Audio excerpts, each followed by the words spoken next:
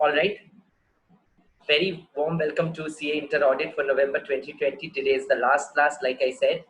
And after today's class, you will get 2 more sessions, one for revision and one for amendment. मतलब वही एक साथ ही होगा वो sessions.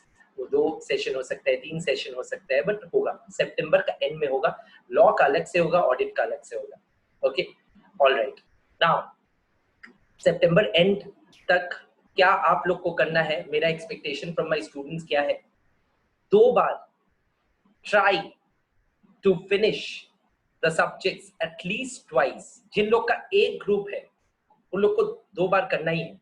जिन लोग का 2 ग्रुप है वो लोग कोशिश करो एटलीस्ट एक बार अच्छे से हो जाए सारा सब्जेक्ट्स. ठीक है?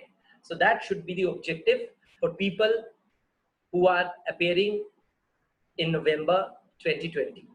सर नवंबर का एग्जाम क्या पोस्टपोन हो सकता है? किसी को कुछ नहीं मालूम. In the times we are living, no one knows anything. The person who claims to know everything is a झूठा. मैं आगे से कहते आ रहा हूँ और देखो अभी भी वही कह रहा हूँ, वही शक्ल, वही अकल और वही सोच. मैं कभी बदला नहीं. मैं ये नहीं बोल रहा हूँ मैं रैंक एबॉलिश हो जाएगा, पता था, फिर रिट्रैक्ट करके ये नहीं बोल रहा हूँ कि नहीं मेरे को पता था मैं नहीं बताया. I don't go into such controversies and I don't need to, because I am speaking transparently from my heart and I don't want to prove anything. But I did mention to all of you that ranking system is a bad system and should be abolished sooner the better. It creates unhealthy atmosphere and ambience, and it is the single biggest contributor to the number of suicides in the students community. It's a sad fact. I've gone through a book. I've shared the excerpts of the book in few speeches, and it breaks my heart how the Indian education system has become, a production house or a factory of rankers, yet no merit. So we should focus on meritorious academic intent rather than just marks like a rank. Okay, and that has been rightfully abolished. And if you see the future, if educated minds are actually steering the education of the country, it will actually improve from now on. Let's hope for the best. Let us start our session. आज का session में बाकी क्या है, remaining portions of the entire audit syllabus वो मेरे को find करना है और लास्ट क्लास का ज्ञान देना है. जो शुरुआत में ज्ञान दिया ये जनरल ज्ञान था. End of the class, I will give you specific gyan on how to conduct yourself in the next 3 months before your exam. Okay, but before giving that gyan, let us close audit first and let us finish off the portions which are yet to be covered. Okay, so let us see what are the portions which are yet to be covered. Okay, there you go. So if I come to this portion, this is chapter 5. Chapter 5 which is reporting for fraud, इसमें कुछ portions बाकी है. और chapter 6 जो कि एक EDP audit था, इसमें कुछ पोर्शंस बाकी है. तो ये दोनों चैप्टर्स में थोड़ा थोड़ा बाकी था जो मैं आज कराने वाला हूँ. ऑल्दो चैप्टर 6 में जो बाकी था, चैप्टर 6 में ईडीपी एनवायरनमेंट में ऑडिट में जो बाकी था वो मेरे ख्याल से दूसरा एसएस का पार्ट है. But I will definitely help you in understanding chapter 6 and doing the topics from here so that book का कवरेज हो. एंड फिर चैप्टर 5 में एक छोटा सा पोर्शन बाकी है, सेक्शन 143.12, जो कि चैप्टर 10 का पार्ट था. बट क्लास में शायद आप लोग को जो वीडियो क्लासेस मिला, पैंडेमिक की वजह से कुछ वीडियो क्लासेस दिया गया लाइव सेशंस के बदले, तो वहां पे शायद आपका नहीं मिला, तो वो पोर्शन मैं करा दूंगा. Don't worry.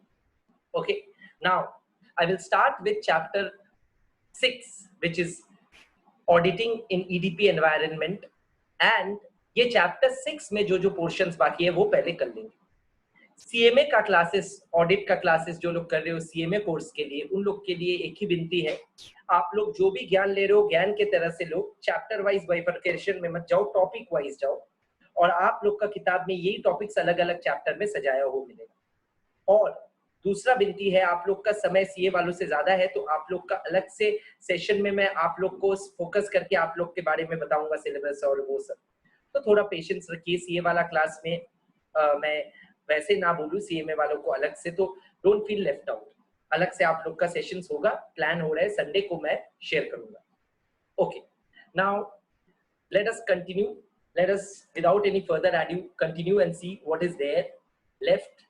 And this is the portion from where in the book, ये सीए इंस्टीट्यूट का मटेरियल है। आज का क्लास स्ट्रेट अवे मटेरियल से कराऊंगा, जाके देख पाओ क्या क्या टॉपिक बाकी है, और वो टॉपिक संग संग मैं समझा। तो दिखाई दे रहा है कि ये टॉपिक से बाकी है। ये टॉपिक का नाम है टेस्टिंग मेथड्स। सर क्या चीज टेस्ट करेगा ऑडिटर? एक बार रीडिफाइन करते हैं क्या पढ़ रहे थे और क्या पढ़ने का कोशिश कर रहा हूँ, क्या पढ़ाने का कोशिश कर रहा हूँ, और रीडिफाइन बोर्ड में करने के बाद we will go back to that topic testing method. Sir ये चैप्टर कौन सा है? ये चैप्टर 6 का पार्ट है। सर चैप्टर 6 को शॉर्ट में आप क्या बोलते हो? EDP audit. EDP audit. Sir EDP audit का फंडा क्या है? इलेक्ट्रॉनिक डेटा प्रोसेसिंग और उसका ऑडिट। सर इसका मतलब सिंपल है बेटा। इसका मतलब ये हुआ कि आजकल जितना भी ऑडिट होता है बड़ा बड़ा कंपनियों का, बड़ा बड़ा कंपनी, छोटा मोटा कंपनी, प्राइवेट लिमिटेड नहीं, I am talking about listed public limited entities. Sir आपका तो ऐसा क्लाइंट अभी नहीं है? नहीं, मेरा फर्म का लिस्टेड पब्लिक लिमिटेड क्लाइंट नहीं, ठीक है। एक दो कंसल्टिंग करता हूँ बड़ा कंपनीज का, वो कंसल्टिंग है। As an auditor I am not appointed in listed public limited companies. पढ़ा नहीं पाता तो ना प्रेशर रहता। तो सर आपको कैसे पता? I had worked in listed public limited companies, global ones, Indian ones. Okay, तो सर EDP सिस्टम क्या होता है पूरा प्रैक्टिकली समझाइए, झूठ बोल के नहीं। नहीं, मैं सब सच बोल के समझाता हूँ। नाउ EDP ऑडिट में नंबर 1 जानना रहता है एनवायरनमेंट, ऑटोमेटेड एनवायरनमेंट। ये ऑटोमेटेड एनवायरनमेंट होता क्या है?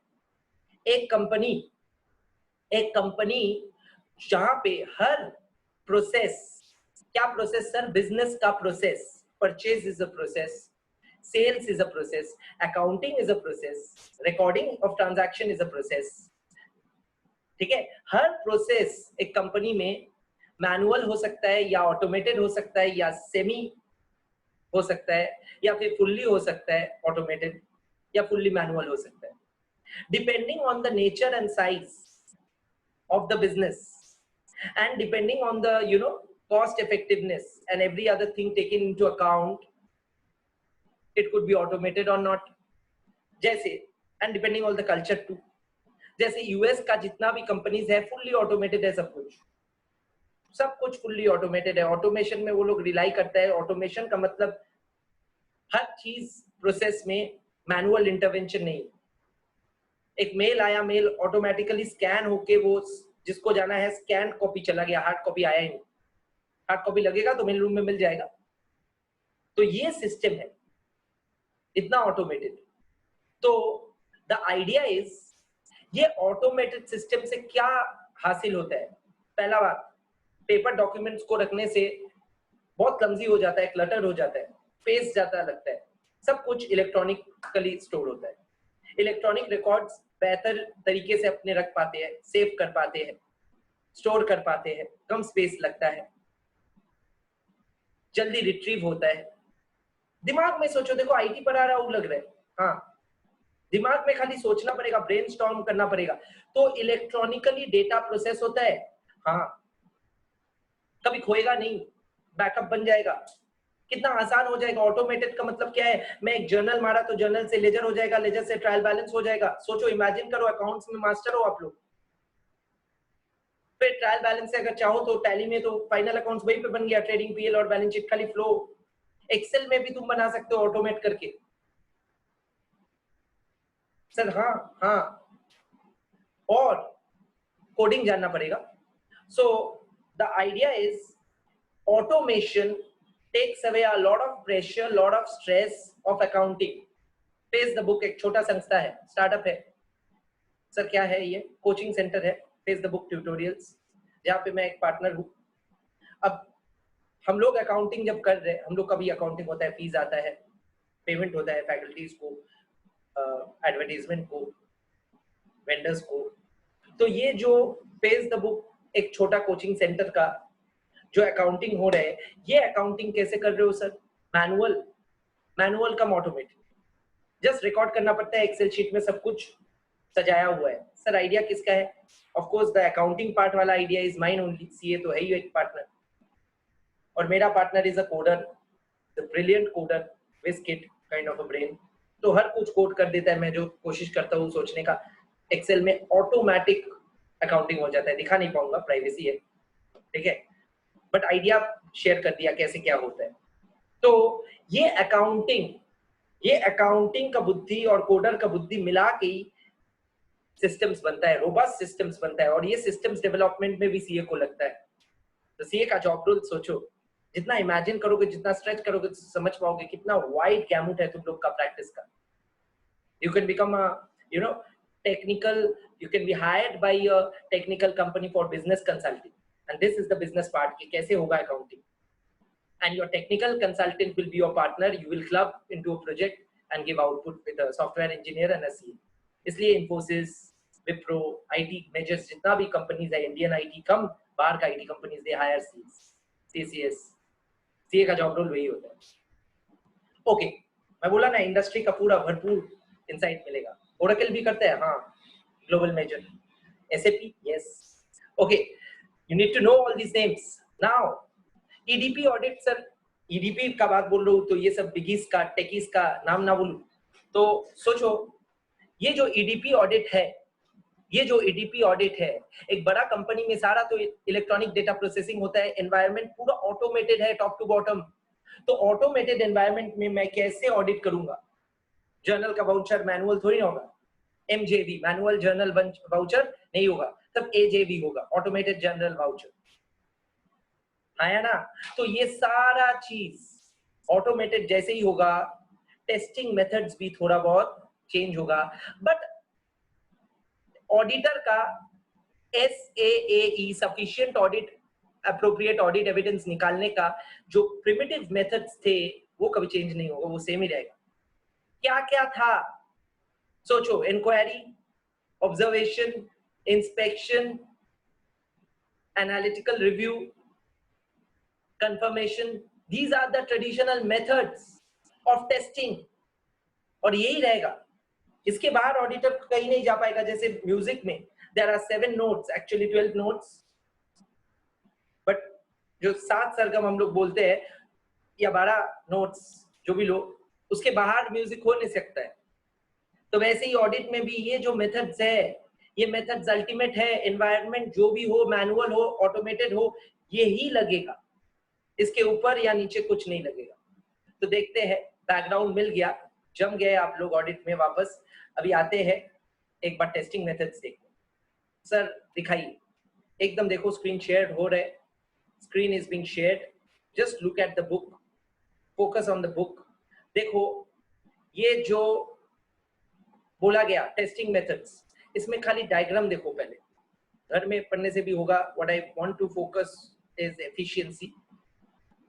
देखो ये डायग्राम से क्या समझ में आ रहा है, ये डायग्राम से क्या समझ में आ रहा है? देखो इसमें बोला गया है वही चीज जो हम लोग अभी डिस्कस किए, the traditional methods of auditing, testing methods of an auditor, inquiry, observation, reperformance. तो देखो एफिशिएंसी किसका हाई है और इफेक्टिवनेस किसका हाई है। टॉप टू बॉटम 2 एरो है, इफेक्टिवनेस नीचे की तरफ हाई है और एफिशिएंसी ऊपर की तरफ हाई है। और ये जो है ये क्यों है, दिमाग में एक बार ब्रेनस्टॉर्म कर लो, समझ में आ जाएगा। और मैं बता रहा हूँ और यही चीज वर्ड में लिखाया हुआ है जो मैं समझाने वाला हूँ यहाँ पे। कहाँ पे सर? इसका बगल में, ठीक है। देखो लिखा हुआ है कि एक बार साथ में पढ़ लो तो समझ में आ जाएगा, जब अकेला पढ़ोगे दिक्कत नहीं होगा, ठीक है। आज का क्लास में मैं थोड़ा पढ़ने का अलग से टाइम नहीं दूंगा, तो मैं रन थ्रू करा दूंगा, थोड़ा फास्ट और एफिशिएंटली अपने को भी करना पड़ेगा, ठीक है। Having learned, I'm reading so that it eases your ears and processing system. Having learned about the various IT risks and controls. IT risk and control हम लोग ऊपर सीखे थे, आईटी में क्या क्या रिस्क हो सकता है. इंटरनल कंट्रोल बहुत बढ़िया हो सकता है, बट वही सरकमवेंट कर सकता है मैनेजमेंट. ठीक है.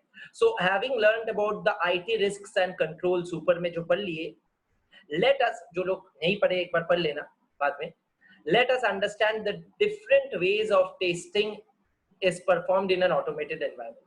तो टेस्टिंग कैसे करेंगे?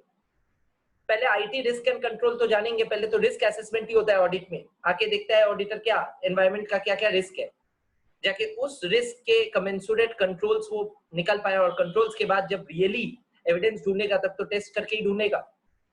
तो ये टेस्टिंग में हम लोग पहुंच गए. बोला 4 types of audit test should be used.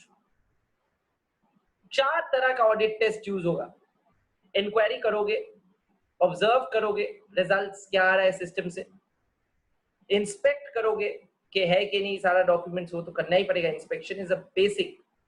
And lastly reperform करोगे, कैलकुलेटर लेके देखोगे सिस्टम का जो कैलकुलेशन है तो एक्चुअल कैलकुलेशन से मिल रहा है कि नहीं. सो दे आर, देखो क्या लिखा है, 4 टेस्टिंग मेथड्स. ये खाली बगल में लिख के रखो, जिन लोग का हार्ड कॉपी है, 4 टेस्टिंग मेथड्स, तो एकदम दिमाग में रहेगा. जैसे ही देखोगे पास पढ़ पाओगे. ऐसे मैं ऐसे ही पढ़ाई करता था खुद, बगल में लिख दिया 4 testing methods.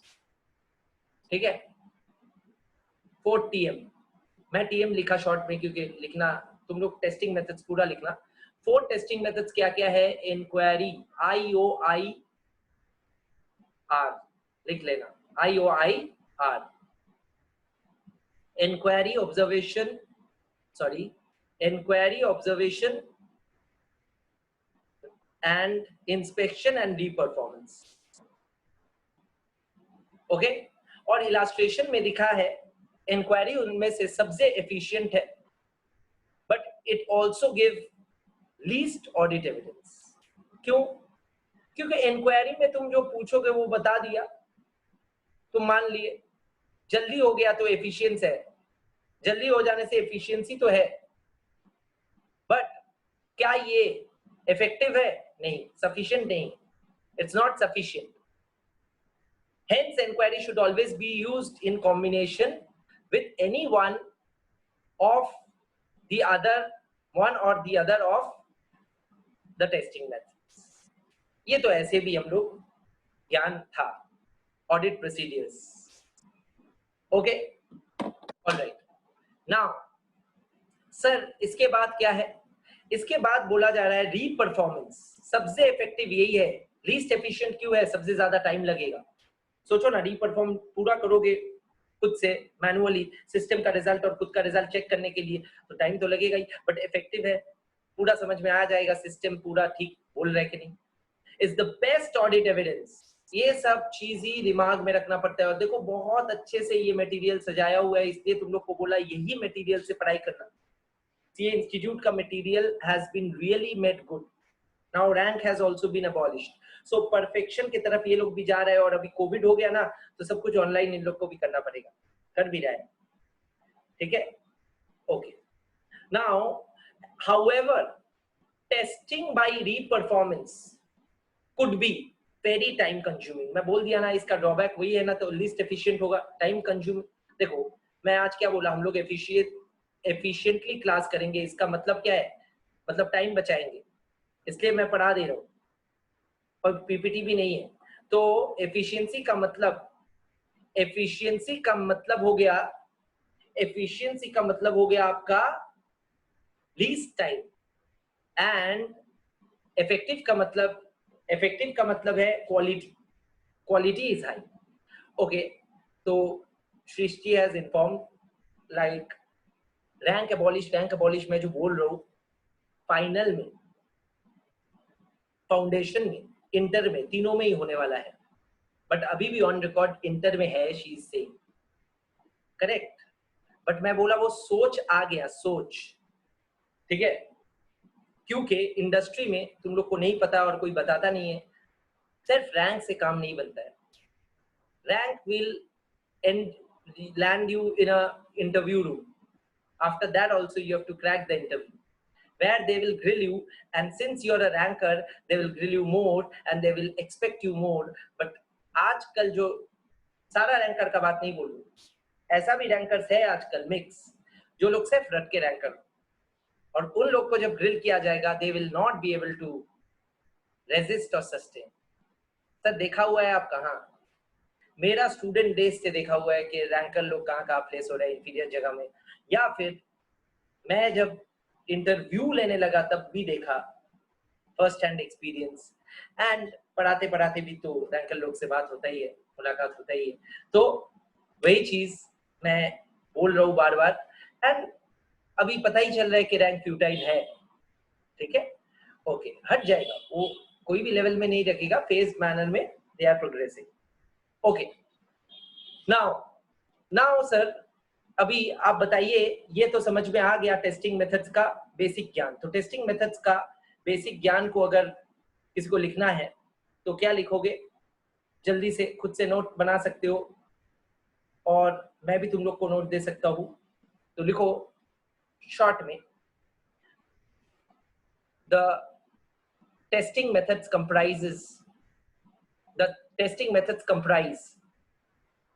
comprise 4 types of tests. Number 1 inquiry, number 2 observation, number 3 inspection, number 4 re-performance, IOIR, ठीक है। उसमें लिखो, इंक्वायरी का बगल में लिखो मोस्ट एफिशिएंट लीस्ट इफेक्टिव, और री परफॉर्मेंस का बगल में लिखो मोस्ट इफेक्टिव लीस्ट एफिशिएंट, ठीक है, क्लियर है? ओके, क्लियर है तो एक बार अंगूठा दिखा दो मेरे को, ऐसे, रियल अंगूठा नहीं, मतलब वर्चुअल अंगूठा, ठीक है, ओके ग्रेट, ओके, सब लोग सुन रहे हो, सो गया, ठीक है, जगह हुआ है, 2 जन दिखा दिया अंगूठा, ओके। नाउ ध्यान से सुनना, नेक्स्ट वाला चीज जो है सर वो बताइए। नेक्स्ट वाला चीज जो है वो कुछ ऐसा है कि देखो, ये जो टेस्ट हम लोग किए, टेस्ट करने के बाद जो जो रिजल्ट्स आया, इसको डॉक्यूमेंट करके रखना पड़ता है, इसे 230 में जो पढ़े थे, ठीक है, तो ये 230 में पढ़े थे, और बोला ऑडिट में कौन सा टेस्ट करने के बाद कॉम्बिनेशन में कौन सा टेस्ट यूज करोगे, ये professional judgement of the auditor है। ये हर आंसर में लिख सकते हो ऑफ कोर्स, बिकॉज ये तो case by case, client to client, situation by situation, question of a fact है, ये लॉ नहीं बोलेगा, क्वेश्चन ऑफ अ लॉ नहीं है। It will depend on various factors, risk कितना है मटेरियल मिसस्टेटमेंट का, कंट्रोल उसके खिलाफ क्या है, control environment, risk assessment, desired levels of evidence, evidence कितना चाहिए, history of errors, complexity of business, assertions being addressed.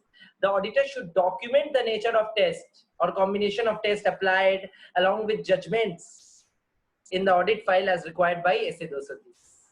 एकदम आसान है, और ये अभी ऑडिट पढ़ना तुम लोग का आसान हो जाएगा, क्योंकि तुम लोग अगर पूरा क्लास कर चुके हो तो ये कुछ भी नहीं है। ओके, वही दिखाने के लिए मैं थोड़ा सा पढ़ा दिया इंट्रोडक्शन में। When testing in an automated environment, some more common methods, कुछ और common methods मतलब एक मेथड से ही सब ऑब्जेक्टिव फुलफिल हो जाएगा सारे। Obtain an understanding, नंबर 1 क्या बोला, understanding of automated transaction process. मैं बोला ना ऑटोमेशन कैसा है, उसका अंडरस्टैंडिंग लोगे तो ही तो रिस्क असेस कर पाओगे, तो वो तो पहले ही हो जाएगा। और क्या बोल रहे हैं, वॉक थ्रू, एक बहुत इंपॉर्टेंट टर्म है, ये टर्म मैं पहले भी यूज किया और बाद में भी तुम लोग को लगेगा। वॉक थ्रू का मतलब है, मैं एक ट्रांजैक्शन को चुनूंगा और let's say depreciation process, depreciation let's say company में मंथली होता है, मंथली डेप्रिसिएशन पोस्ट होता है। कैसे होता है, एसेट रजिस्टर में एसेट को कॉस्ट में लिखा जाता है, और डेप्रिसिएशन उसका कैसे होगा, स्ट्रेट लाइन या WDV, वो सिस्टम में एम्बेडेड है। डेप्रिसिएशन का कैलकुलेशन का रैशनल सिस्टम में एम्बेडेड रहेगा, जैसे कि कैसे कैलकुलेट होगा, कब से कैलकुलेशन शुरू होगा वगैरह। And and how it will be, how depreciation will be calculated, computed, you will have to check also manually. ठीक है, तो मैनुअली ये सारा चीज तुम पैरेलली देखोगे, हर एक स्टेप में ठीक रिजल्ट आ रहा है कि नहीं, इसको बोला जा रहा है एंड टू एंड। एक ट्रांजैक्शन को मैं चेक कर रहा हूँ, इसको बोला जा रहा है वॉक थ्रू।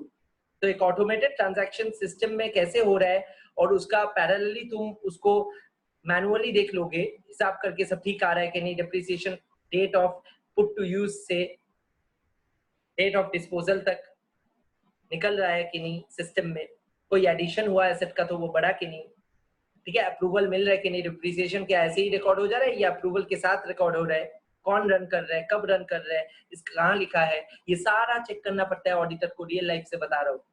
और इसी चीज को बोला जा रहा है walk through, you are walking through from beginning to the end of the process, इसलिए बोला end to end transaction using a combination of inquiry, observation, inspection. Of course inspect करना पड़ेगा डॉक्यूमेंट्स अप्रूवल्स है कि नहीं, ऑनलाइन ही observe करना पड़ेगा results क्या आ रहे हैं, और इंक्वायर करना पड़ेगा, पूछना पड़ेगा प्रोसेस क्या है। क्लियर है?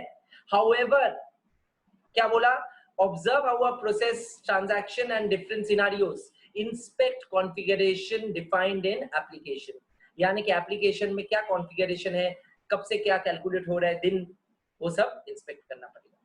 ठीक है, वो लोग एसएपी एप्लीकेशन में एक एग्जाम्पल दिया है, SAP is a huge application, और बोला है कि डुप्लीकेट इनवॉइस हो सकता है ना, कि एक इनवॉइस 2 बार दे दिया, एक रोबस्ट कंपनी में सप्लायर 2 बार अगर इनवॉइस दे दिया तो गलती से हम लोग 2 बार पेमेंट कर देंगे, तो इसको रोकने के लिए सिस्टम में कोई कंट्रोल होना चाहिए। तो सिस्टम में एक फील्ड कर दिए कि इनवॉइस नंबर तो डुप्लीकेट इनवॉइस में सेम ही होगा, तो एक बार एक इनवॉइस प्रोसेस हो जाएगा तो सिस्टम वो डुप्लीकेट इनवॉइस को रिजेक्ट कर देगा। समझ में आया? ये है तरीका, और यही एग्जाम्पल वो लोग दिया होगा, घर में देखना आसान लगेगा। हाँ सर, ये दिया हुआ है, कहाँ दिखाइए, दिखा रहा हूँ, थोड़ा नीचे करना पड़ेगा, दिख जाएगा ये वाला। ठीक है, configuration for double invoice validation. ठीक है, तो यही एग्जाम्पल है, कंट्रोल है, और ये कंट्रोल क्या है, ऑटोमेटेड कंट्रोल है, सिस्टमैटिक। क्लियर है? तो ये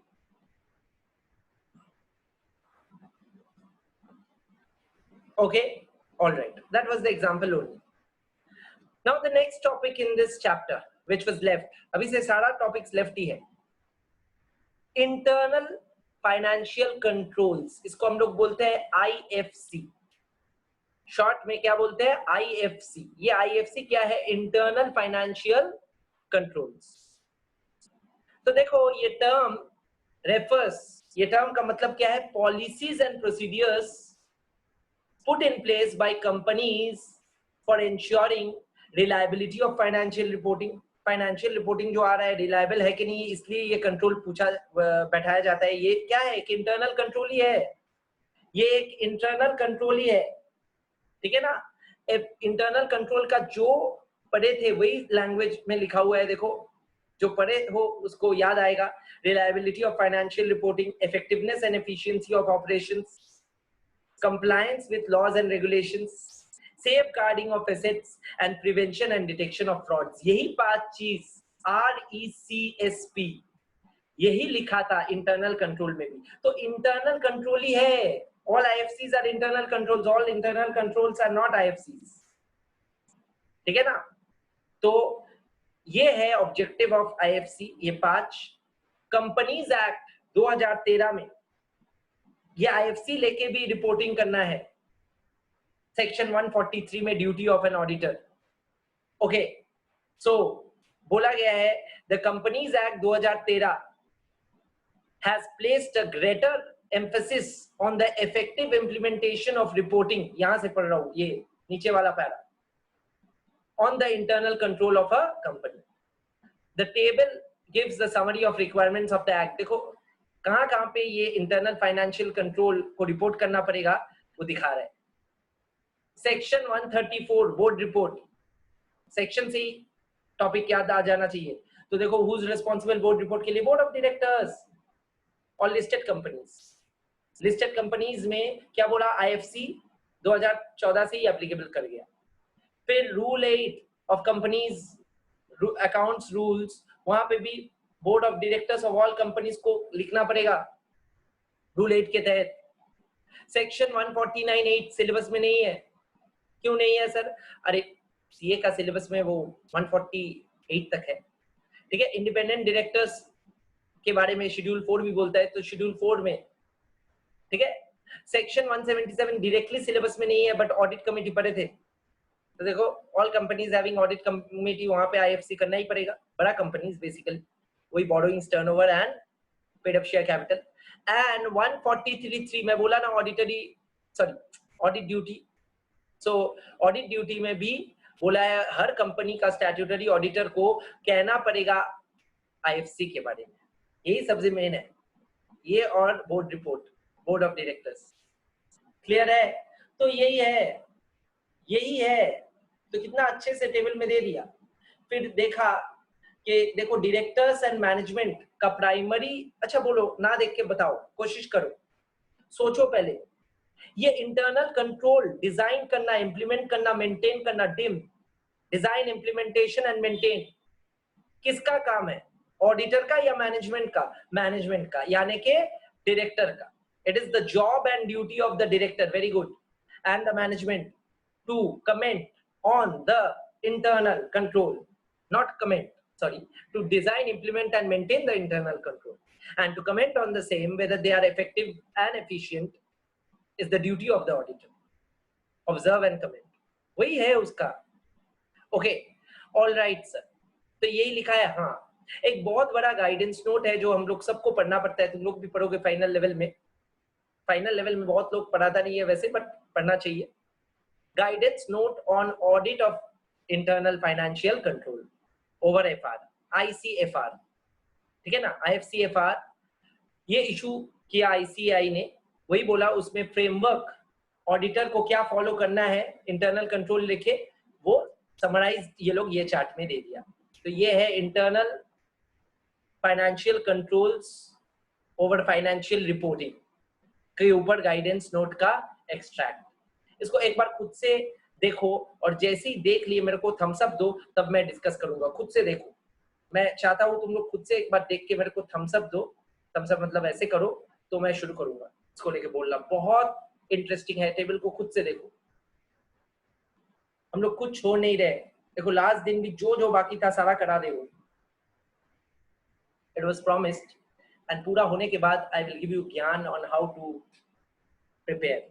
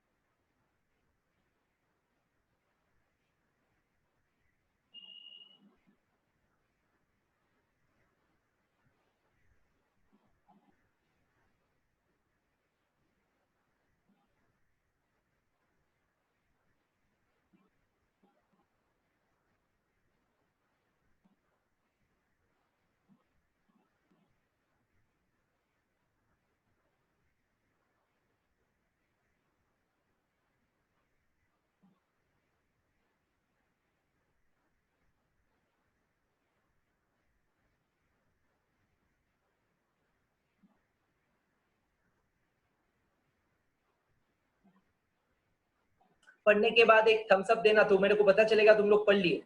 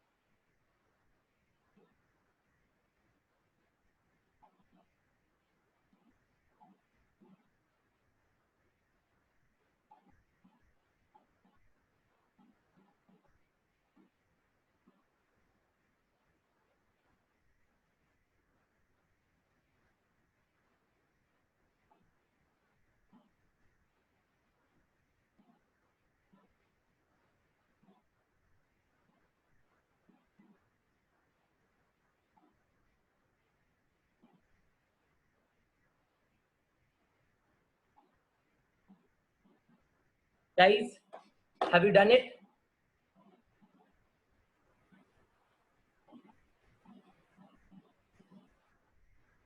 Okay. The others, Shrishti has done it.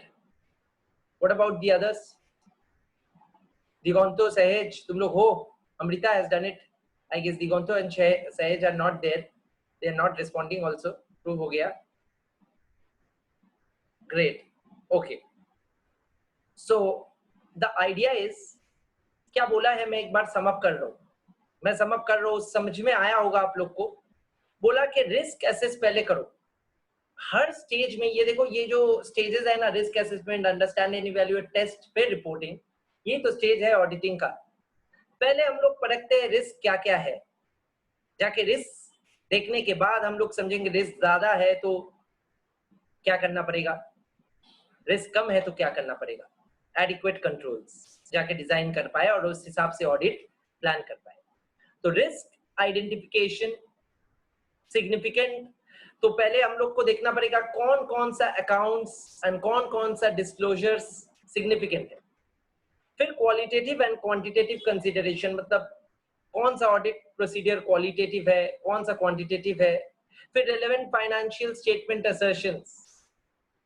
Assertions हम लोग बहुत बार ये टर्म ऑडिट में यूज करते हैं। And identify likely sources of, you know, likely sources of what, likely sources of misstatement कहां से हो सकता है। and consider risk arising from use of IT system। फिर document understanding of business processes using flow charts, narratives। यानी कि सीधा हिसाब, जो बिजनेस प्रोसेसेस का अंडरस्टैंडिंग हुआ उसको अपने क्या करेंगे, डॉक्यूमेंट करेंगे, उसको अपने डॉक्यूमेंट करेंगे। और डॉक्यूमेंटेशन में भी ऐसे 230 में भी इसका जिक्र था। और रिस्क कंट्रोल मैट्रिक्स बनाएंगे, रिस्क का क्या कंट्रोल है। ये बहुत हैंडी चीज है और ये ऑडिट में तुम लोग को हमेशा बनाना पड़ेगा, तुम लोग फ्यूचर में जाके भी देखोगे। फिर अंडरस्टैंड करोगे डिजाइन एंड ऑफ कंट्रोल्स कैसे हुआ है, वॉक थ्रू। फिर टेस्ट ऑफ ऑपरेटिंग इफेक्टिवनेस कैसे करोगे, वही NTE, nature, timing and extent of controls. Reliability of source data complete है कि नहीं, सोर्स डेटा ये सब चेक करेंगे। टेस्टिंग में तो वही करते हैं, सैंपल टेस्टिंग करेंगे, पॉपुलेशन तो पूरा कर नहीं पाएंगे। फिर रिपोर्ट करेंगे। रिपोर्ट में क्या रिपोर्ट करेंगे, कंट्रोल का क्या क्या डेफिशिएंसी है, significant deficiencies, material weaknesses, remedial control क्या लिया गया है, इंटरनल कंट्रोल का मेमो एंड और मैनेजमेंट का रिप्रेजेंटेशन लेटर एंड ऑडिटर्स का रिपोर्ट। तो यही है एंड टू एंड। इमेजिन करके पढ़ोगे तो कुछ भी नहीं है। ओके, फिर देखो ऑडिट अप्रोच के बारे में कहा गया है, data analytics for audit. Data analytics for audit में बोला गया है, आज तुम लोग सुने होंगे, ये एक बहुत बड़ा अपकमिंग फील्ड है डेटा एनालिटिक्स। बहुत ही बड़ा अपकमिंग फील्ड है। कोई अगर मेरे को करियर ऑप्शन पूछे सीए का ऑल्टरनेटिव या सीए के साथ एडिशनल, मैं कभी भी उसको गुमराह नहीं करता हूँ सीएफए करो बोल के, फंस जाओगे। सीएफए का कोई वैल्यू ऐड नहीं है। सीएफए वो कर सकता है जो एमबीए फिनांस किया है और फिनांस में स्पेशलाइज करके एक additional course. Stand alone CFA कहीं नहीं टिकता है और सीए के साथ सीएफए का कोई वैल्यू ऐड नहीं, संपर्क। तो सीए के साथ अगर कोई डेटा एनालिटिक्स करे तो फायदा है बहुत ज्यादा, बहुत ज्यादा। सर आप कराते हो? नहीं, मैं मेरा एडवर्टीजमेंट नहीं कर रहा हूँ इसलिए बोल रहा हूँ। न्यूट्रली तुम अगर पूछो डेटा एनालिटिक्स और बाकी जो कोर्सेज को तुम मर्ज कर सकते हो। Data analytics is a course which is brilliant, which is the future of the industry. पढ़ना थोड़ा यूट्यूब में वगैरह, मेरे को भी उतना नॉलेज नहीं है, लिमिटेड ज्ञान है, बट हाँ थोड़ा बहुत बेसिक आइडिया है। तो सर डेटा एनालिटिक्स ऑडिट में भी लगता है? हाँ, हर चीज एनालिटिक्स है। ये जो एनालिटिकल रिव्यू है एनालिटिक्स पे ही तो खड़ा है। दिमाग में एनालाइज करना, डेटा का संपर्क, डेटा का बिहेवियर, डेटा का रिएक्शन, डेटा का आउटपुट, हर चीज को। अच्छा बोलो डेटा एनालिटिक्स क्या है? मैं समझा रहा हूं क्या है। एक्सेल में मैं गया, ये तो सर एक्सेल खुला हुआ है, हाँ एक्सेल में मैं गया, मैं फिल्टर जो होता है ना, फिल्टर क्या होता है सर? ये ठीक है, तो ये फिल्टर होता है। अच्छा सर फिल्टर के लिए कुछ लिखना पड़ता है? हाँ लिख दे रहा हूं।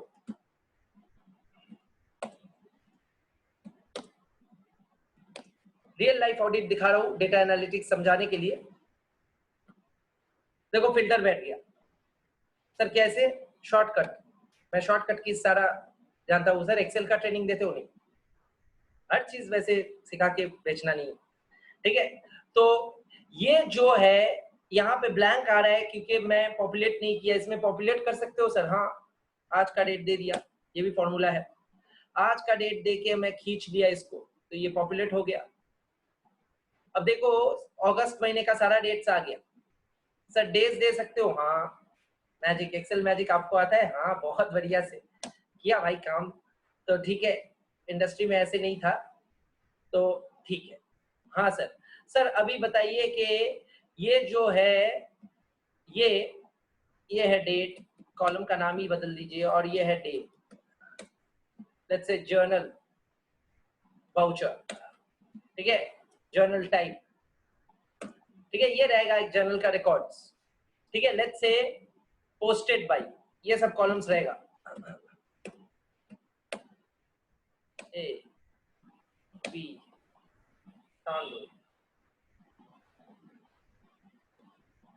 ओके, नाउ लेट्स से जो भी हो अग्रम बग्रम, अभी सोचो कि मैं ऑडिटर हूं, ऐसा 1000 डेटा है मेरे पास। 1000 सर, एक्सेल में कितना रोज है?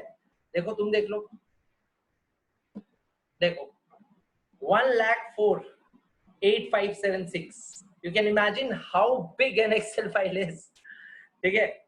सर ऊपर ऊपर जाइए, चला आया ऊपर, इसका भी फॉर्मूला है ना, शॉर्टकट है आई मीन टू से। तो ओके, नाउ ध्यान देना, रियल ऑडिट बता रहा हूं, ऑडिटर, हाँ sir FCA. Okay now real audit बता रहा हूं कि कैसे क्या होता है।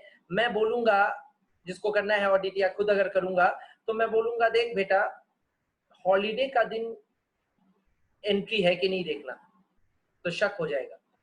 देखो 15 अगस्त मिल गया, मैं मेरा जूनियर ये मार्क कर लेगा और मेरे को आके दिखाएगा, देखिए ए ने पोस्ट किया, ये एंट्री गिरा ट्यूसडे को जो कि 15 अगस्त है। 15 अगस्त तो छुट्टी का दिन है।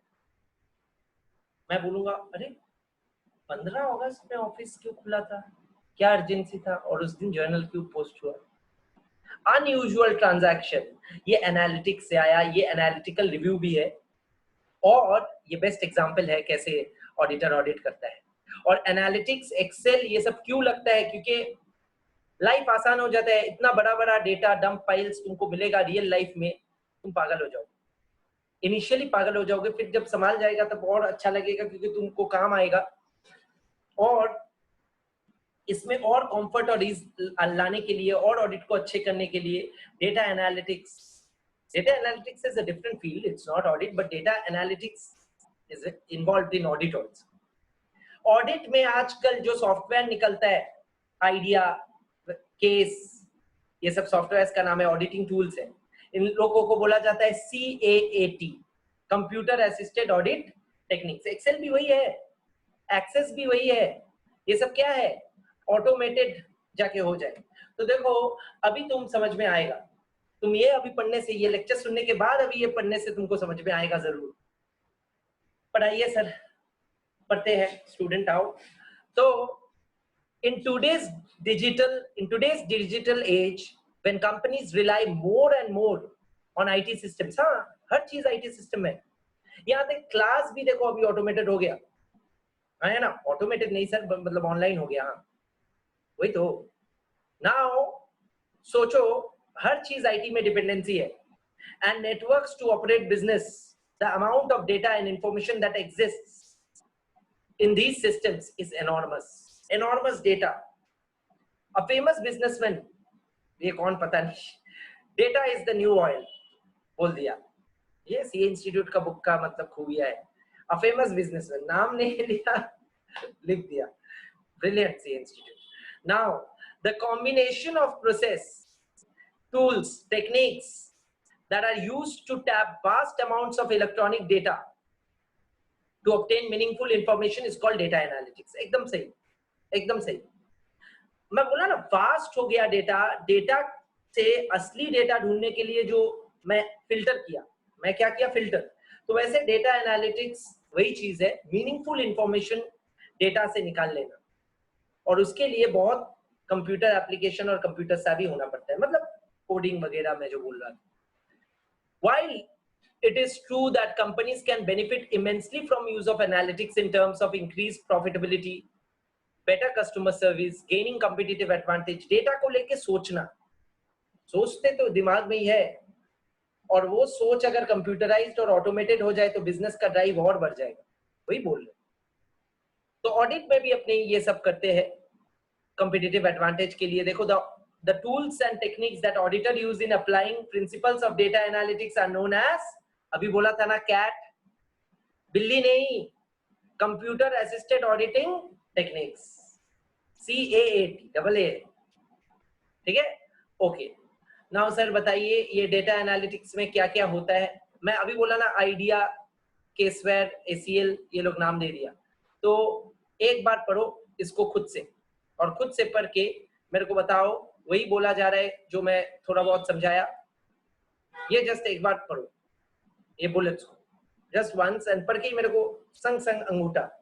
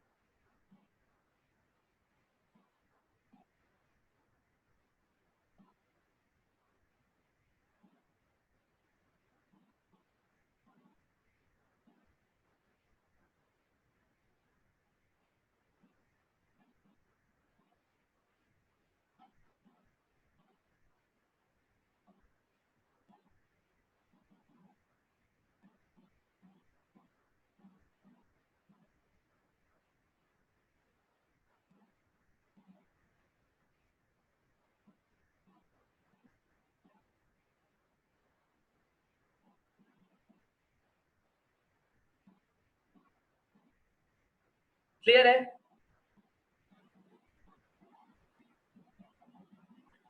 Okay, Srishti has done it, Sahajpal और दिगंतो तो नहीं दिख रहे दूर दूर तक, Amrita has done it, great great, all right, now let us see what they are trying to say, let us see what they are trying to say। they are trying to say basically data analytics, तुम लोग समझ गए, फिर भी मैं बोल रहा हूँ, data analytics can be used in testing of electronic records। मैं बोला ना एक्सेल में बड़ा बड़ा फाइल को ये करने के लिए, ऑडिट करने के लिए डेटा एनालिटिक्स का ही काम लगेगा, ये CAT लगेगा। तो स्प्रेडशीट मतलब मैं जो दिखाया एक्सेल को स्प्रेडशीट बोला जाता है। Specialised audit tools like IDEA, मैं बोला ना, ये सब करने के लिए क्या, completeness of data, data complete है कि नहीं, ये सब कैसे तुम पता लगाओगे? ये सब सॉफ्टवेयर से पता चल जाएगा तो क्विकली हो जाएगा, तो मैनुअली कैसे करोगे इतना बड़ा रिकॉर्ड्स? तो वही बोला, completeness of data population is used either test of controls or substantive audit tests. Selection of audit samples, audit sample निकालने का भी ये सब जो आइडिया जो सॉफ्टवेयर है, ये सब audit sample निकालने के लिए स्पेशलाइज्ड है, ठीक है। फिर recomputation of balances, reconstruction of trial balance, तुम खुद से करोगे, सिस्टम ठीक से दे रहा है कि नहीं, मैं बोला ना, वो खुद से मैनुअली करोगे या वो भी सॉफ्टवेयर से कर लोगे? वो सॉफ्टवेयर से कर लोगे, टाइम बचेगा। And reperformance of mathematical calculations like depreciation, bank interest calculation etcetera, ठीक है। Analysis of journal entries required by ऐसे 240, फ्रॉड इन्वेस्टिगेशन, ये सारा में काम देगा, ठीक है। तो देखो क्या बोला, a suggested approach to benefit from use of CAATs कैसे होगा? देखो ये ऐसे अप्रोच में तुम कर पाओगे, ये ऐसा है, मतलब ऐसा, एस जैसा, इनवर्स एस, उल्टा एस, यहां से शुरू होके यहां से फ्लो देखो, समझ में आएगा। ये फ्लो में 8 पॉइंट्स को देखो कैसे करते हैं।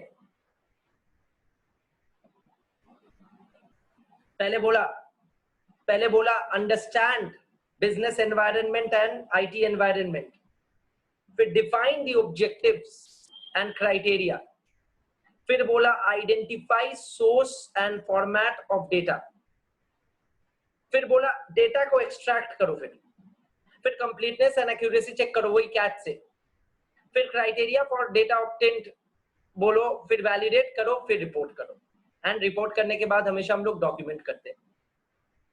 लास्टली, ऑलमोस्ट लास्टली अभी भी है, assess and report audit findings.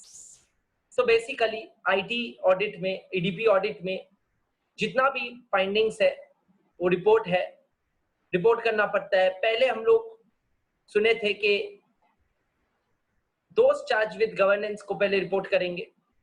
दोस्त चार्ज विद गवर्नेंस को क्या रिपोर्ट करेंगे? IT कंट्रोल्स में वीकनेस क्या क्या है, ओवरऑल वीकनेस क्या क्या है, डेफिशिएंसीज मैनेजमेंट को बताएंगे, और कम्युनिकेट इन राइटिंग विद दोस्त चार्ज विद गवर्नेंस करेंगे।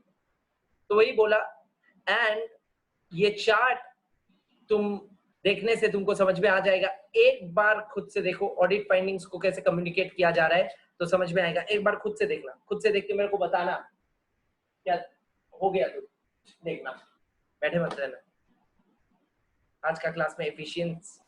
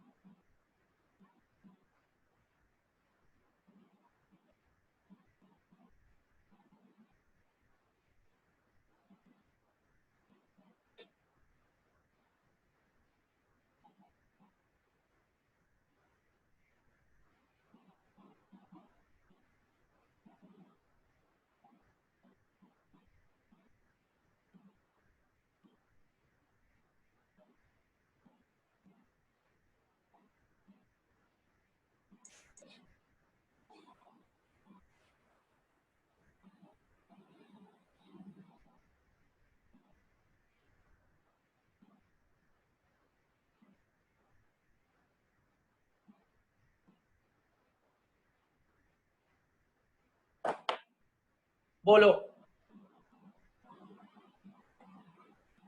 Sure, Shrishti, you can go ahead, ask me your question. I'm unmuting you. You can unmute yourself now and ask the question, or you can chat and ask also, whatever you like. You're full. Okay, it's a very basic question Shrishti is asking. Shrishti is asking that sir, ये flowchart जो है क्या हम लोग answer में लिख सकते हैं? अगर तुम्हारे पास टाइम है तो लिख सकते हो, as simple as that.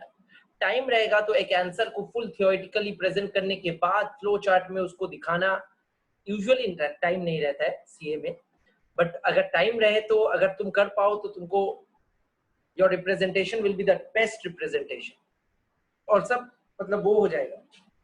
और क्या है, तुम लोग हमेशा थ्योरी पेपर में आंसर कैसे लिखना है वो सजेस्टेड आंसर्स ऑफ इंस्टीट्यूट का जो रहता है वो देख के हमेशा देखना। सजेस्टेड आंसर, आरटीपी का आंसर, वहां पे जो आंसर जैसे रिप्रेजेंट किया हुआ है वो देख के तुम लोग समझना कि कैसे तुम लोग को आंसर लिखना है। Those are guidelines for writing answer and in fact ये जो सजेस्टेड आंसर्स है यही एग्जामिनर लोग को दिया जाता है। सर आपको कैसे पता मत पूछो, ठीक है, यही एग्जामिनर लोग को दिया जाता है और यही देख के वो लोग करेक्शन करता है। सर वो लोग हाँ यही देख के करेक्शन करते हैं, सब ऑडिट का टीचर तो ही ना रहते हैं, ठीक है। तो तुम लोग जो सजेस्टेड आंसर है वैसा ही लिखना तो स्टैंडर्ड मार्क्स मिल जाएगा, ये बता सकता हूँ, ठीक है। और ये अगर लिखो तो मेरा जैसा जो टीचर लेवल का आदमी है, मैं और भी है, तो ऑडिट जो लोग पढ़ाते हैं वो लोग तो बहुत इंटरेस्ट हो जाएंगे, ठीक है। बट यूजुअली कोई भी टीचर चेक नहीं करता है आजकल, ठीक है, टाइम कहाँ मिलता है चेकिंग का। ओके नाउ, तो ये है फंडा, ये है फंडा ऑफ हाउ, मतलब what is the approach to assess audit findings. तो भाई और रिपोर्टिंग कैसे क्या होगा रियल लाइफ में, ऑडिट में ये सब फ्लो चार्ट बना के डॉक्यूमेंट किया जाता है और वो भी कॉपी पेस्ट होते रहते हैं। लास्ट साल जो हुआ है वही रियल लाइफ में भी हम लोग ऐसा ही करते हैं। ओके नाउ इसके नीचे देखो रिपोर्टिंग ऑडिट फाइंडिंग्स का एक इलास्ट्रेशन दे दिया, अच्छा चीज दिया है। ऑब्जर्वेशन, ठीक है, ऑब्जर्वेशन में तुम क्या क्या लिखे हो देखो, पासवर्ड पॉलिसी या सिक्योरिटी पॉलिसी, फिर exposure, passwords of user ID with critical privileges में be reset and misused. Password reset हो सकता है, मिसयूज हो सकता है क्रिटिकल प्रोसेसेस का। ये नॉन कंफर्मेशन है, ये एक्सपोजर या रिस्क है। रिकमेंडेशन या कंट्रोल क्या है, ऑडिटर बोल रहे हैं all password reset should be requested through a formal process, मतलब पासवर्ड रीसेट होगा तो उसका भी प्रोसेस बना लो। Adequate supporting documentation should be maintain for user changes in SAP including password resets and reviewed periodically, जाके कोई भी डेटा को मैनिपुलेट ना कर पाए, अनऑथराइज्ड डेटा चेंज ना हो, डायरेक्ट डेटा एक्सेस ना हो। यही खत्म होता है तुम लोग का ये चैप्टर, और इसमें ग्लॉसरी है, ग्लॉसरी के बाद एंड ऑफ चैप्टर क्वेश्चंस है, एब्रिविएशंस है, सॉरी। क्लियर है? Okay, that concludes our section, sorry chapter 6 in total, कुछ भी छोड़ा नहीं। ये एंड ऑफ एक्सरसाइज क्वेश्चंस हर कोई हर चैप्टर का देखना, ये पास्ट पेपर्स का ही क्वेश्चंस है। हाँ सर, हाँ लॉ में भी, ऑडिट में भी, शायद बाकी चैप्टर्स में भी। बाकी चैप्टर्स का मटेरियल मैं उतना अच्छे से देखा नहीं, लॉ ऑडिट में मैं देखा इसलिए बोल दिया। क्लियर है? Okay, integrity. Now let us come to chapter 5। जल्दी से चैप्टर 5 का बचा हुआ पोर्शन कर लेते हैं, उसके बाद ज्ञान देके छोड़ दूंगा आज, एफिशिएंटली कर रहे हैं, ठीक है। ओके नाउ ध्यान देना, चैप्टर 5 रिपोर्टिंग ऑफ फ्रॉड, ये पूरा हो चुका था। इसमें छोटा सा एक पोर्शन बाकी रह गया था, मेरे को लगा था वो चैप्टर 10 में तुम लोग को करा दिया या क्लास वीडियो में था, बट नहीं था। Thanks to my students to bring this to my notice. Chapter 5 में फ्रॉड वाला चैप्टर है, तो इसको लेके अभी शुरू करते हैं जल्दी।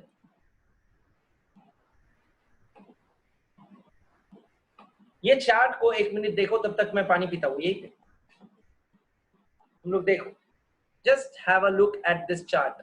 This is also a beautiful chart which explains, और यही मेरे को एक्सप्लेन करना है, इसलिए अलग से मैं चार्ट नहीं बनाया और बना भी नहीं रहा हूँ। ब्यूटीफुली एक्सप्लेन्ड है इसमें जो मैं समझाना चाहता हूँ, पूरा समरी दिया हुआ है। सॉरी फुल नहीं कर पा रहा हूँ, हाँ ठीक है, ऐसे ही देखो।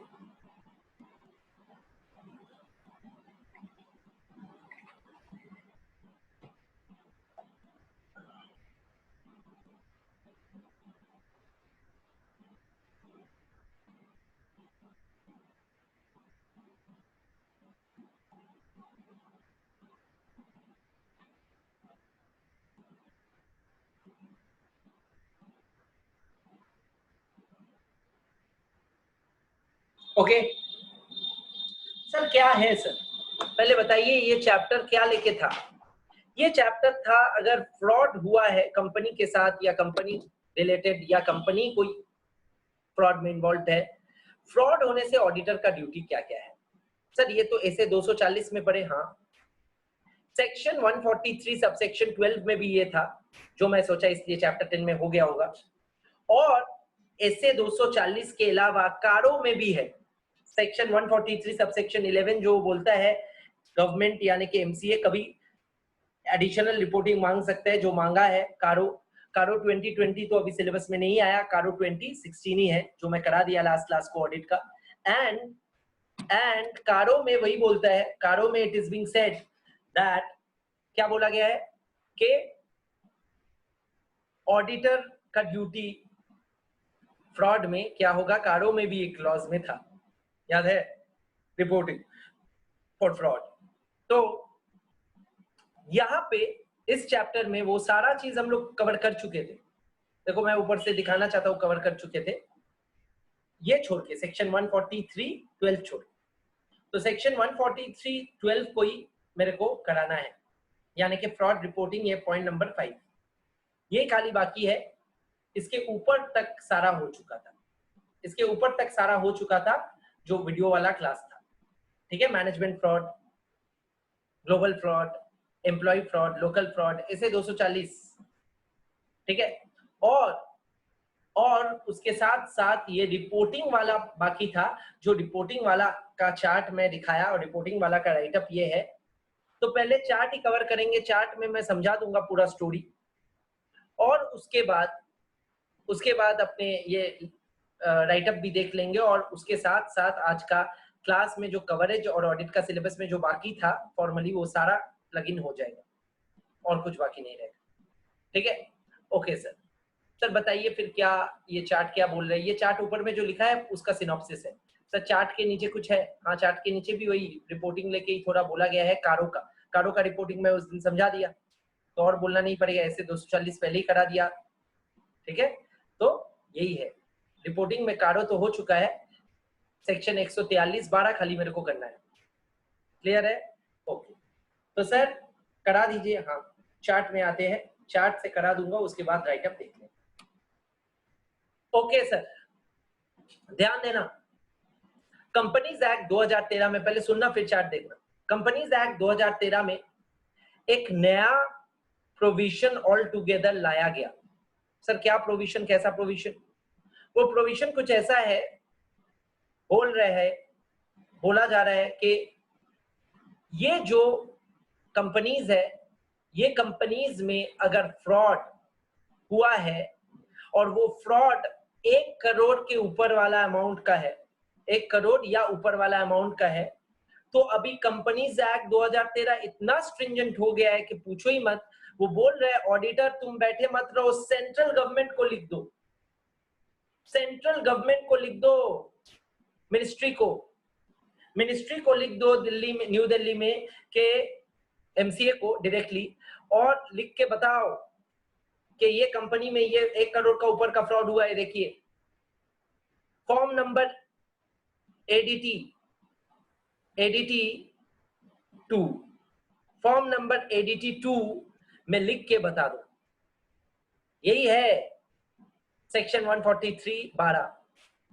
और अगर 1 करोड़ के नीचे वाला है फ्रॉड का amount involves less than 1 crore, then MCA को इन्वॉल्व मत करो। ऐसा तो फ्रॉड काफी सारा होगा, एमसीए कितना करेगा,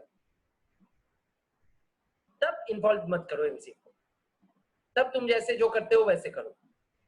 तो यही बोला गया है। तो देखो section 143(12) duty of an auditor में रिपोर्टिंग, फ्रॉड रिपोर्टिंग में ऑडिटर का देखना पड़ेगा फ्रॉड होने से अमाउंट कितना है, 1 करोड़ का नीचे या 1 करोड़ या ऊपर। अगर 1 करोड़ या ऊपर हुआ तो वो रिपोर्ट करेगा 2 दिन के अंदर अंदर। रिपोर्ट किसको करेगा? बोर्ड को और ऑडिट कमेटी को। और अगर नीचे है तो भी रिपोर्ट करेगा बोर्ड या ऑडिट कमेटी को, ठीक है ना। और देखो ये जो 1 करोड़ के ऊपर वाला है उसमें 2 दिन के अंदर रिपोर्ट करने के बाद, विद इन 2 डेज रिपोर्ट करने के बाद, जिस दिन रिपोर्ट किया उसका 45 दिन के अंदर रिप्लाई मांगेगा बोर्ड से, बोलेगा ये कैसे हुआ, क्या हुआ, और वो रिप्लाई के साथ, ऑब्जर्वेशंस और रिप्लाई के साथ वो फॉरवर्ड करेगा सीजी को, सेंट्रल गवर्नमेंट को, अपना कमेंट्स के साथ 15 दिन के अंदर, नेक्स्ट 15 दिन के अंदर, मतलब जिस दिन मिला उस दिन से 15 दिन के अंदर। क्लियर है? टाइमलाइन सर, टाइमलाइन डायग्राम आप जो कराते हो, करा नहीं पाऊंगा अभी, पेन से नहीं कर पाऊंगा ना, तो टाइमलाइन डायग्राम खुद से बना सकते हो, डेट कर सकते हो, पहला डेट सर थोड़ा बहुत तो कर पाएंगे, हाँ जरूर, थोड़ा बहुत ही कर पाऊंगा, कोशिश कर रहा हूँ।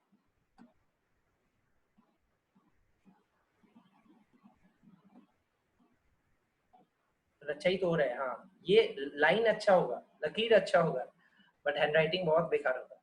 एनीवे देखते हैं।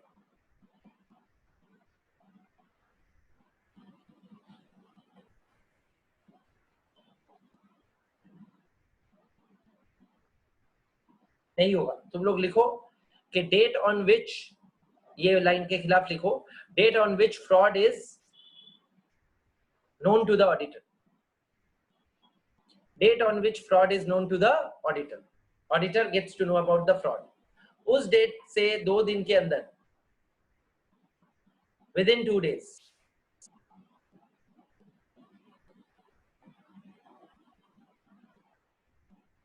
auditor will intimate to whom?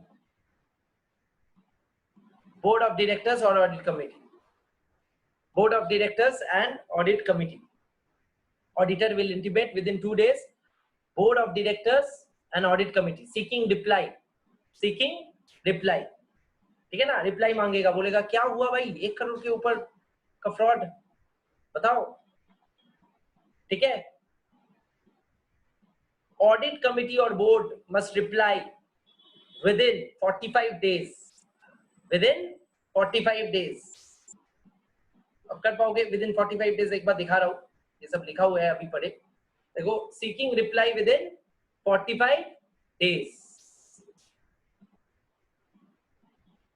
ठीक है।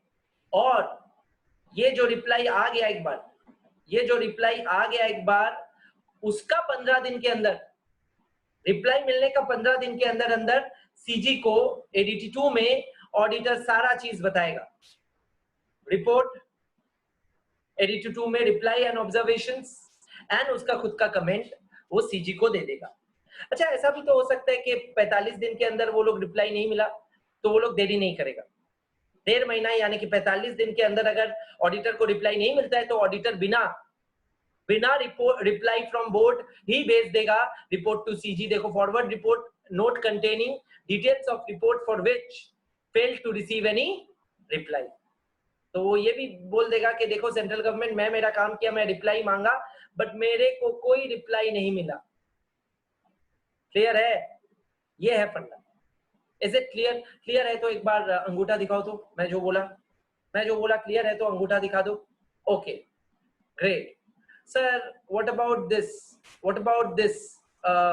ये अगर आपका 1 करोड़ से नीचे वाला हो, 1 करोड़ से नीचे वाला हो तो सेंट्रल गवर्नमेंट को इन्वॉल्व मत करो, बट ये सेम होगा, रिपोर्ट टू बोर्ड करो, बट बोर्ड को जो रिपोर्ट करोगे within 2 days, knowledge of report the following matters: nature of fraud, approximate amount involved and parties involved, and board को तुम बोलोगे कि बोर्ड ये डिस्क्लोज करो, कहां पे? बोर्ड रिपोर्ट में, सेक्शन 134 में इसका रेफरेंस मिलेगा, बोर्ड रिपोर्ट में, कंटेंट्स में, कि बोर्ड डिस्क्लोज करेगा वही चीज जो तुम रिपोर्ट किए, nature of fraud, approximate amount, parties, and उसके साथ एक एक्स्ट्रा पॉइंट बोर्ड रिपोर्ट में बोर्ड देगा, वो है रेमेडियल एक्शन, बोर्ड ने क्या क्या लिया और उसका status.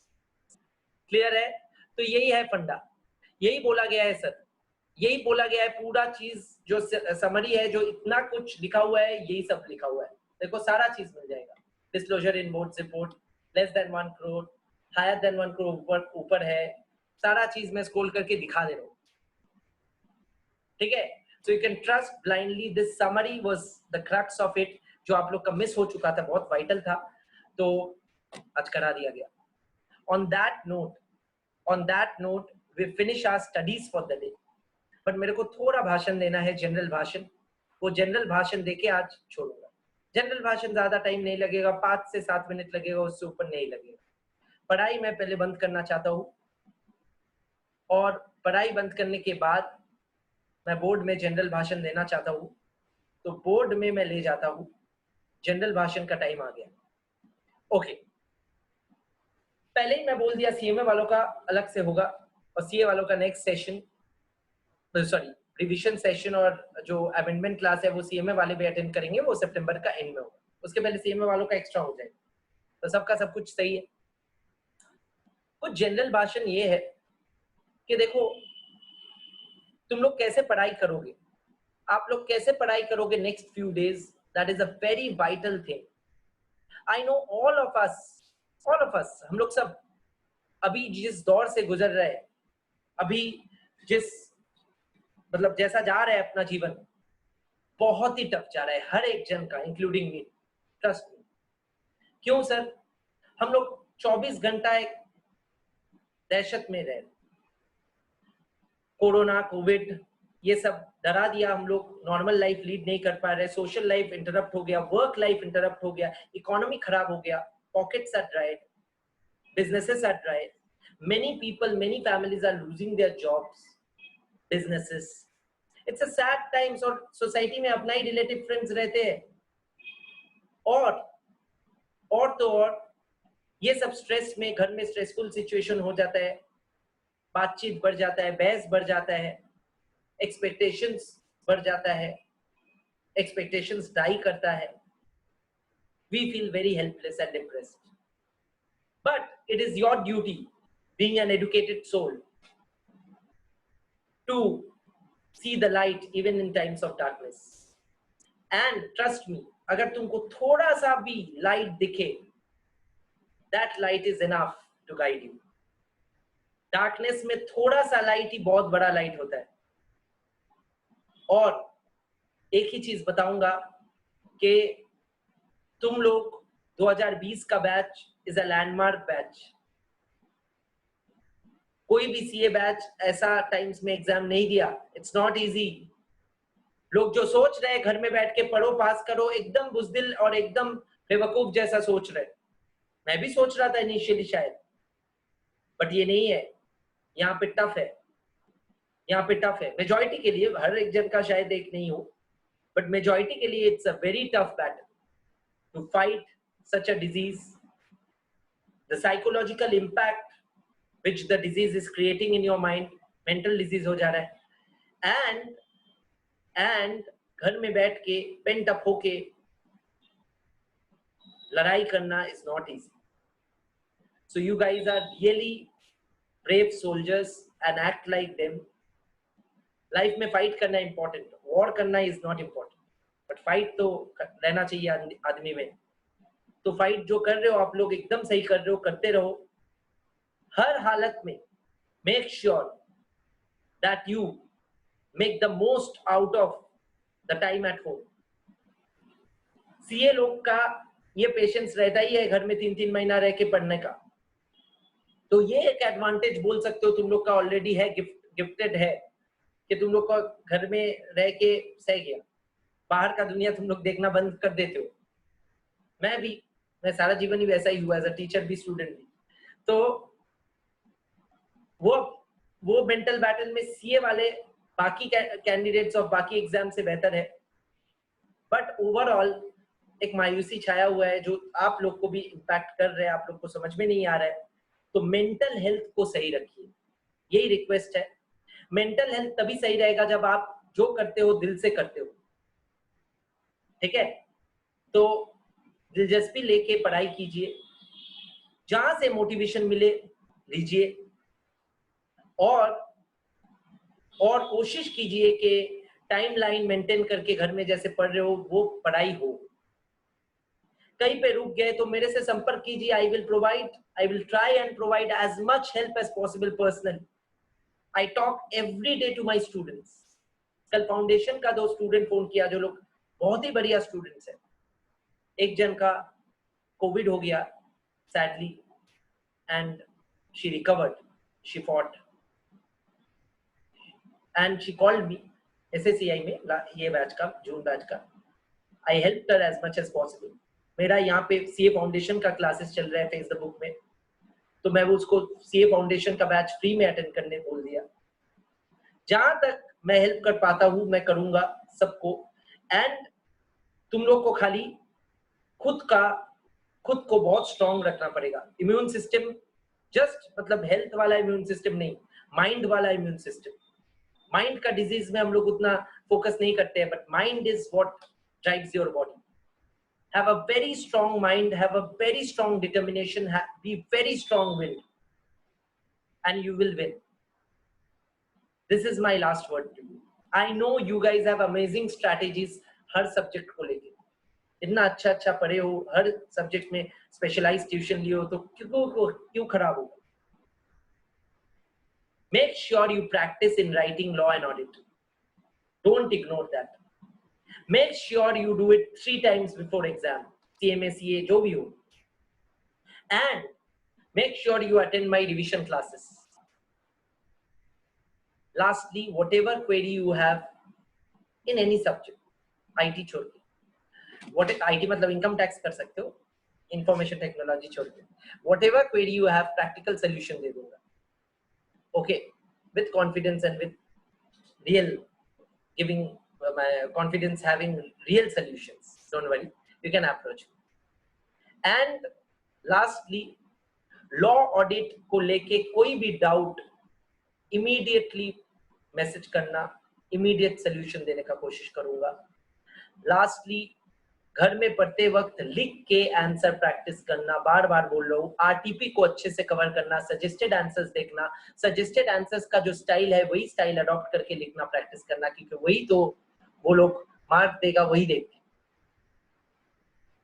Is there any query which you guys have for me right now in this session? We can address that. Today is the last session, that's why. Anything, guys, you can write to me.